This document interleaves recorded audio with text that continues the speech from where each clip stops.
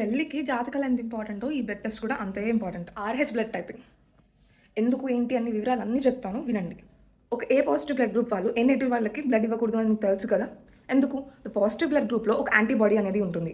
ఈ antibody negative blood గ్రూప్‌లోకి వెళ్ళినాక negative blood గ్రూప్‌లో ఉన్న వాళ్ళలో ఒక రియాక్షన్ అనేది జరుగుతుంది. దీన్ని ట్రాన్స్‌ఫ్యూజన్ రియాక్షన్ అని అంటాము. కొత్తగా ఉన్న యాంటీబాడీస్‌కి అగెయిన్స్ట్‌గా యాంటీబాడీస్ అనేవి నెగెటివ్ బ్లడ్ గ్రూప్ వాళ్ళలో తయారయ్యి ఈ సెల్స్‌ని చంపేస్తాయి. So what is its importance in marriage?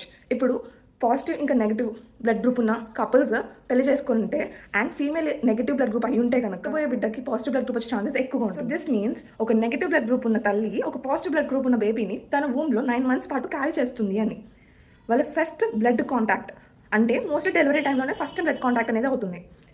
అయినా ఈ ఫస్ట్ బ్లడ్ కాంటాక్ట్ అప్పుడు బేబీ యొక్క పాజిటివ్ బ్లడ్ గ్రూప్లో ఉన్న యాంటీబాడీస్ అమ్మలోకి ఎంటర్ అయ్యి అమ్మలో ఒక రియాక్షన్ని కాజ్ చేస్తుంది. మదర్లో ఆర్‌హెచ్ పాజిటివ్ బ్లడ్ గ్రూప్కి అగేన్స్ట్ యాంటీబాడీస్ అనేవి క్రియేట్ అవుతాయి ఫస్ట్ ఎక్స్పోజర్లో. అయితే ఈ అన్నిటి వల్ల మనకి ప్రాబ్లం ఏంటి అని అంటారేమో. కన్సిక్యూటివ్ ప్రెగ్నెన్సీస్లో అమ్మలో ఉన్న ఈ యాంటీబాడీసే కడుపులో ఉన్న బేబీని చంపేస్తాయి.